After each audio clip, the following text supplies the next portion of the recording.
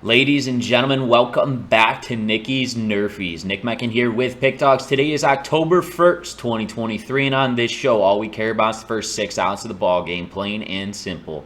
A NRFI means no runs first inning, while a YRFI means yes runs first inning. But before I get into my free plays, be sure to smash that like button and subscribe to our YouTube channel. If you're looking for my top plays, my premium picks, head on over to pickdawgz.com and check out our premium picks tab. That's where you'll find my lock of the day just for $20. And best of all of our daily packages come with credit guarantee. You can read more about that on our website under any daily package we cappers have to offer. Now, Friday, we absolutely swept the board in our last weekend series. Feels real good. The Saturday games haven't started yet since recording, but I still want to see those money bags in the comments, ladies and gentlemen. And here is the last regular season NRFI and YRFI plays before we get into the crunch playoff game. So it's been a hell of a run. I'm glad we could have a clean sweep on a Friday. We'll see about Saturday, and I'm thinking maybe a Sunday as well. Let's roll right into this. Game number 1, we got the Chicago Cubs and the Milwaukee Brewers. Right now for the Chicago Cubs, Steele will be on the mound with a 16-5 record and a 3.06 ERA.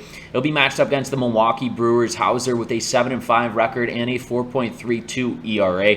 Hauser's been really good at home. He's gotten off to really good starts.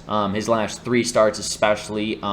Back at home in Miller's ballpark looked a lot better than when he started this season. I think he is locking in more towards this playoff race that the Milwaukee Brewers will be in. And then you got the Cubs, who are looking from the outside in.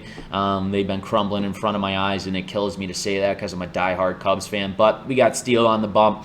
He's our guy. He's been our guy the whole season carrying this rotation. I know he'll be more so locked in, and I think this game is going to be a lot closer than people expect out of the gates for the last game probably of the Cubs season, not looking so good. So I think they'll come out ready to go, and Steele will be more so locked in. That's why in game number 1 between the Chicago Cubs and the Milwaukee Brewers, we're smacking the NRFI. No runs first inning. So we're on to game number 2 between the Cleveland Guardians and the Detroit Tigers. Right now for the Guardians, Giolito will be on the mound with an 8-14 record and a 4.77 ERA.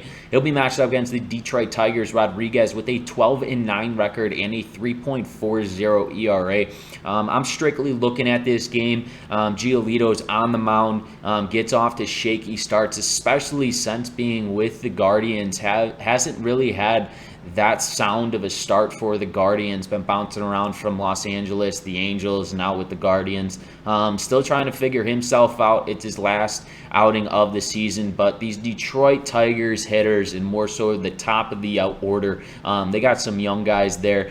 Kerry Carpenter's one of them, my boy, and he's absolutely been stroking the ball alongside with this top of the order, and I wouldn't be surprised if Miguel Cabrera finds himself hitting a bomb in this game early on for his last game of his career. I absolutely love the Detroit Tigers getting to Giolito in the bottom of the first inning. The Guardians, though, too, they could produce runs in that top of the order, but I'm leaning more towards this Detroit young hungry hitters up at that top of the order to score a run in game 2 between the Cleveland Guardians and the Detroit Tigers. We're smacking the YRFI yes runs first inning.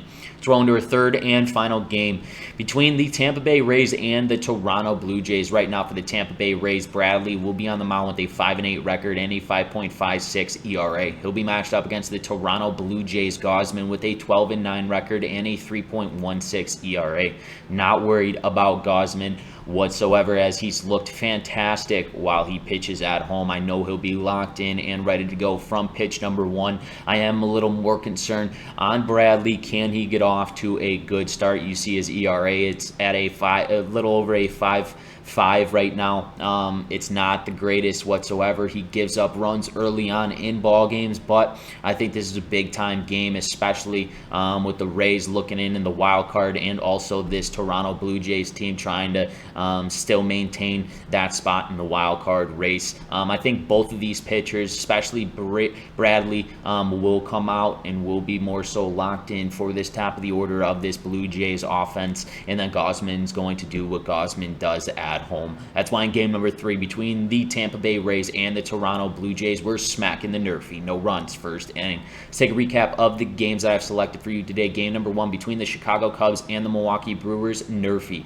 Game number 2 between the Cleveland Guardians and the Detroit Tigers, YRFI. Yes runs first inning. And our third and final game between the Tampa Bay Rays and the Toronto Blue Jays, NRFI. No runs first inning. Once again, this is Nick Mencken with Pickdawgz. If you have not done so, smack that like button. Helps me out a ton and it costs you none.